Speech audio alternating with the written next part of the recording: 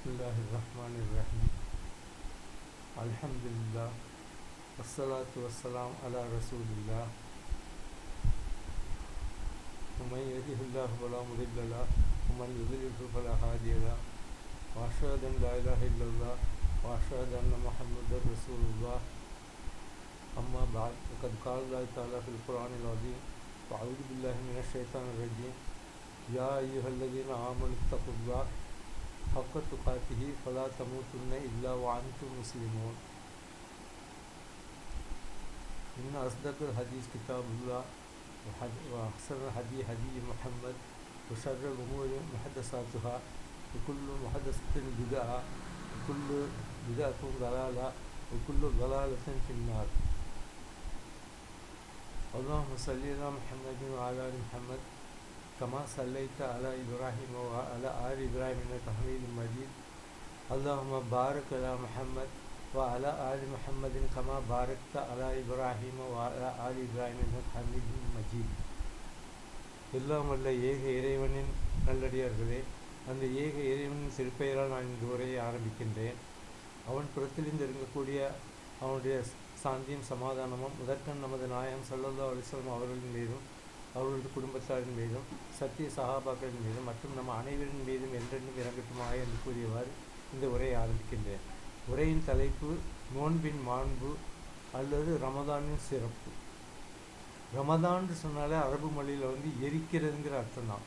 அது இந்த அர்த்தம் எதனால் அந்த மாதத்தில் வைக்கப்பட்டதுங்கிறதுலாம் சரியான ஆதாரம் இல்லை. ஆனால் எரிக்கிறதுங்கிற அர்த்தம் இருக்குது. ஏன்னா இது இஸ்லாம் மதத்துக்கு பல தலைமுறைக்கு முந்தைய அரபு நாட்டில் மாதங்களுக்கு பேர் அப்படியே தான் இருக்குது. வருடங்கள் பேர் தான் ஹிஜ்ரான்னு மாற்றினாங்க. அதுக்கு முந்தைய யானை அந்த ஆண்டு இந்தாண்டு ஒவ்வொரு நிகழ்வுகளை வச்சு ஆண்டுகளை குறிப்பிடுவாங்க. ஆனால் இஸ்லாம் வந்ததுக்கப்புறம் ரசூலுல்லாஹ் ஹிஜ்ரத்துன்ற ஒரு பயணம் போனதுக்கப்புறம் அந்த வருடத்துக்கு பின்னாடி ரசூலுல்லாஹ்வுக்கு பின்னாடி தான் அதுவும் ஹிஜ்ரான்னு இருக்கக்கூடிய அந்த வருஷத்துடைய பெயர் வைக்கிறாங்க. மற்றபடி மாதங்களுடைய பெயர் அப்படியே தான் இருக்குது. முஹர்ரம்ங்கிறது முதல் மாதம், 12வது மாதம் துல் ஹஜ்ஜி, அதில் 9வது மாதம் ரமதான். அப்போ ஆனால் இப்போதைக்கு ரமதானுக்கு எரிக்கிறதுங்கிற பெயர் பொருத்தமாகவே அமைஞ்சிருச்சு.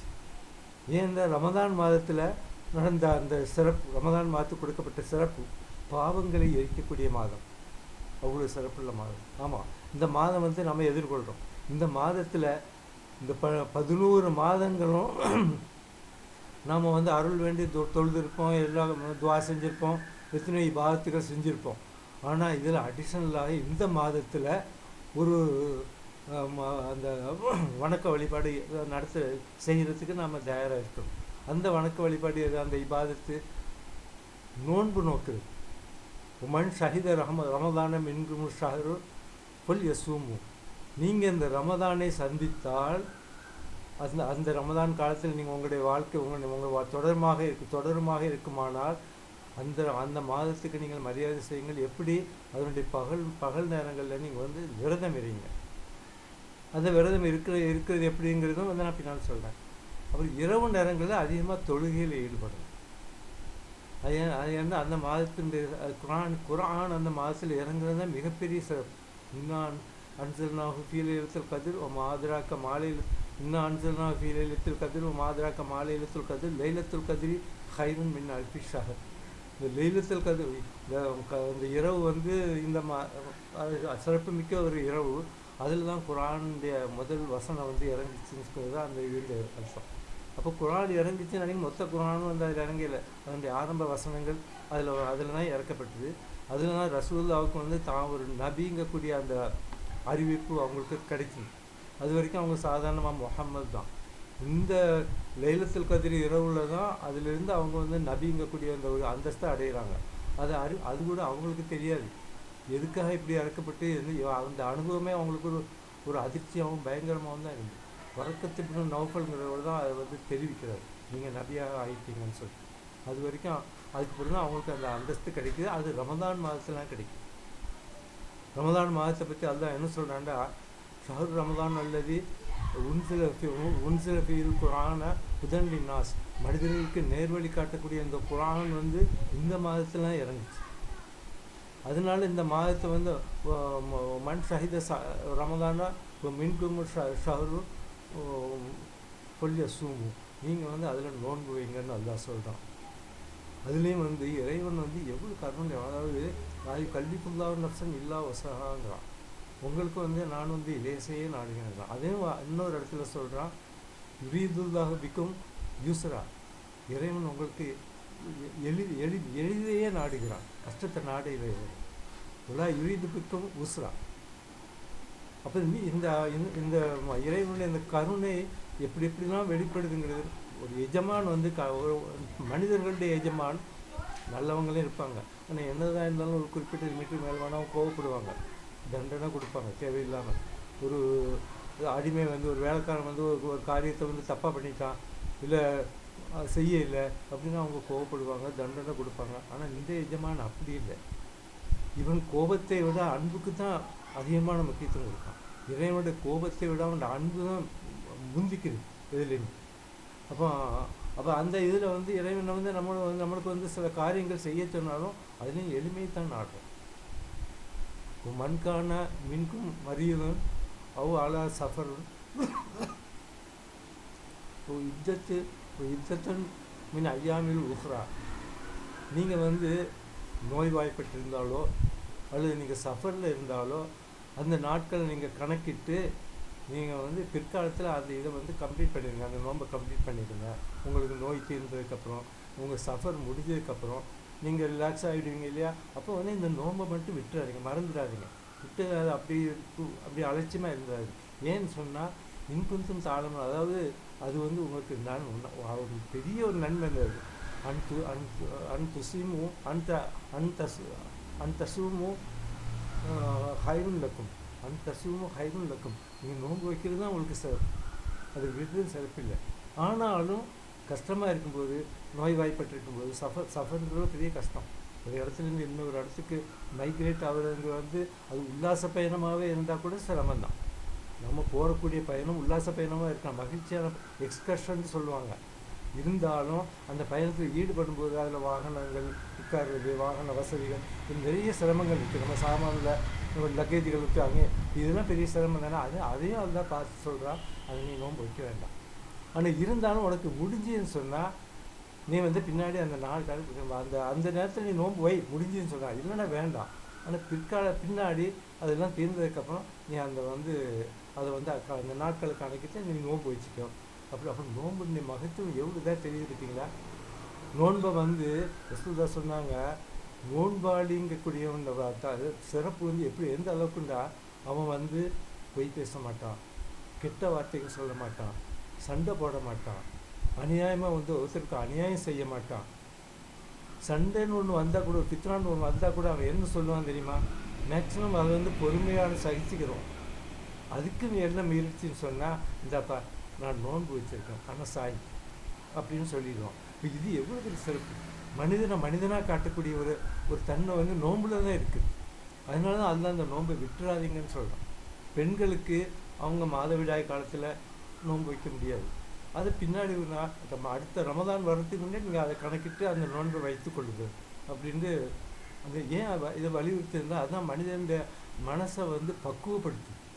அதாவது தங்கத்தை சும்மா வச்சுட்டு இருந்தால் அதுக்கு எழில் இருக்காது, அது நீங்கள் கீழே போட்டு சுடச்சோடு தான் அதுக்கு ஒளிவு கூடும். அதனால தான் இந்த சிரமங்களை நான் அதான் தரோம். தொழுகை, நோன்பு, ஜக்காத்து, ஹஜ்ஜி, இந்த நாளும் ஒரு ப்ராக்டிஸ். இந்த நாளுக்கும் பேஸ் என்ன, அதை நம்ம மறந்துடக்கூடாது. நம்ம தொழுதுட்டோம் அதோட முடிஞ்சுது, நோன்பு வச்சுட்டோம் அதோட முடிஞ்சுது, அப்படி இல்லை. அதனுடைய பேஸ் நம்முடைய உள்ளத்தில் நம்மளுடைய பக்குவத்தில் இருக்குது, தக்குவா. அதனால அல்லாஹ் என்ன சொன்னால், யா யுஹல்லதீன ஆமனு குத்திப அலைக்கும் சியாம் கமா குத்திப அலல்லதீன மின் கபலிக்கும் லல்லக்கும் தத்தக்கும்.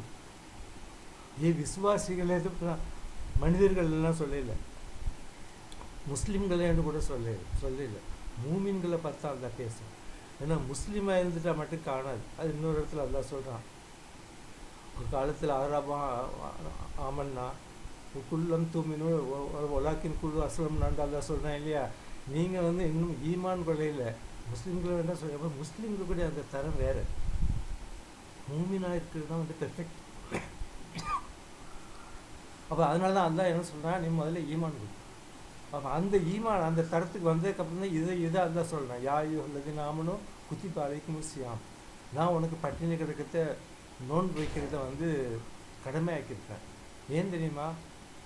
கமா குதிபா அலல்லதீன மின் கபலிக்கும், உனக்கு முந்தி உள்ள இந்த ஈமான்தாரிகள் இந்த விசுவாசிகளுக்கு நான் இதை கடமையாக்கினேன். ஏன்னா தக்குவா அடையிறதுக்கா, தூய்மை அடையிறதுக்கா, இறையச்சம் உள்ளவங்களும் அவங்கள ஆக்குறதுக்கா. இப்போ இந்த தக்குவா, ஈமான், இஹ்லாஸ் இது மூணுமே ஒன்று தானே. மனு சுத்தம். மனு சுத்தம் இருந்துன்னா இந்த உலகத்தில் வந்து ஒரு மனிதன் நல்லவனாக வாழும்போது தவறுகள் செய்யலாம், கோபப்படலாம், இது வேறு. ஆனாலும் தக்குவாதாரி வந்து எல்லாத்துலேயுமே ஒரு பொறுப்போடு நடந்துக்கிறோம், பொறுமையோடு நடந்துக்கிறோம். அவனுக்கும் கோபம் வரும், ஆனால் எல்லா நேரமும் இல்லை, அவனுக்கு பொறுமையை தாண்டி தான் அது வரும், அது சில சூழ்நிலைகளில். அப்போ இப்படி எல்லாருமே இருக்கும்போது சமூகத்தில் எவ்வளோ பெரிய சமாதானம் ஏற்படும். இப்போ இஸ்லாம்கள் வந்து எவ்வளோ அருமையான ஒரு மார்க்கம் தான். அதனுடைய மொத்த எய்ம், அந்த நோக்கமே வந்து இந்த உலகமே வந்து ஒருத்தருக்காக படைக்கப்படவில்லை, அது ஒருத்தர் ஒரு 10 பேருக்காக படைக்கப்படும். கோடிக்கணக்கான மக்கள் வாழ்கிறாங்க. கோடிக்கணக்கான மக்கள் வாழும்போது ஒவ்வொன்றும் வந்து ஒவ்வொருத்தரும் தாங்கக்கூடிய அதாவது தன்னலம் அது மட்டுமே வைத்து அந்த ஒரு கொடையை மட்டுமே ஆளுக்கு ஒரு பக்கம் ஆளுக்கு ஒரு கொடையை பிடிச்சிட்டு இருந்தால் எனக்கு மட்டும்தான் அந்த கொடை, எனக்கு மட்டும் எல்லோரும் ஒருத்தர் கண்ணை குத்திக்கிட்டு தான் இருப்பாங்க. ஆனால் எல்லோரும் ஒரு பொது கொடைக்குள்ளே வந்துட்டா, இந்த பரந்த மனப்பான்மையோட எல்லாரும் வாழணும்னு நானும் வாழணுக்கக்கூடிய அந்த நிலை வந்துட்டா இந்த உலகத்தில் சமாதானமாக தானே இருக்கும், சாந்தி சமாதானமாக தான் இருக்கும்.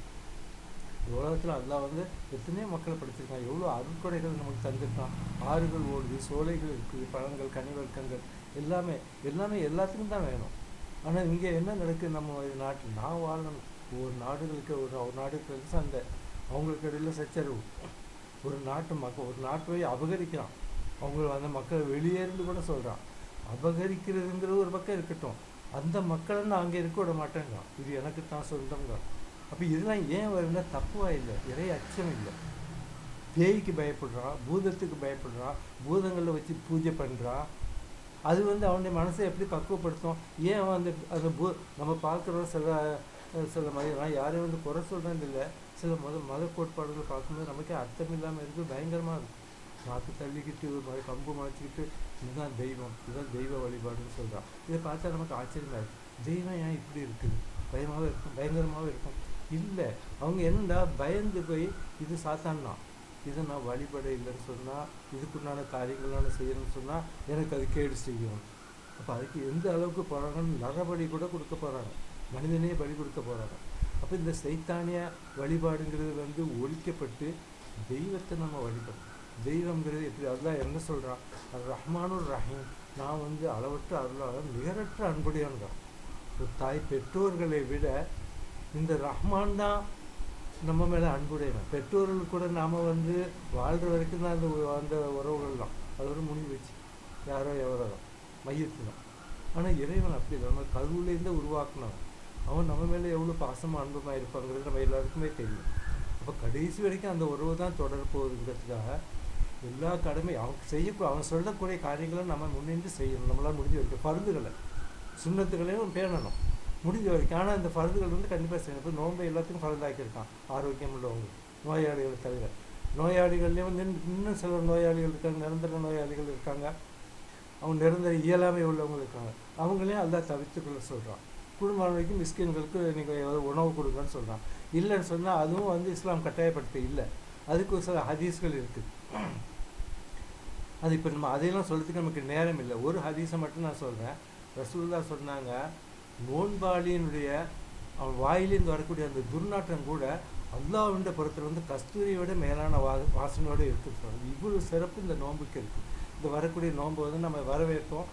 நானும் நீங்களும் நல்ல முறையில் நோன்பு நோக்கிறதுக்கும் தக்குவாதாரிகளாக இருக்கிறதுக்கும் எல்லாம் உள்ள ஏக இறைவன் நமக்கு தௌஃபீக் செய்வானாக என்று கூறிக்கொண்டு இந்த உரையை நான் நிறைவு செய்கிறேன். வாஹிர் தாவானா அல்ஹம்துலில்லாஹி ரப்பில் ஆலமீன். அஸ்ஸலாமு அலைக்கும் வரஹ்மத்துல்லாஹி வபரகாத்துஹு.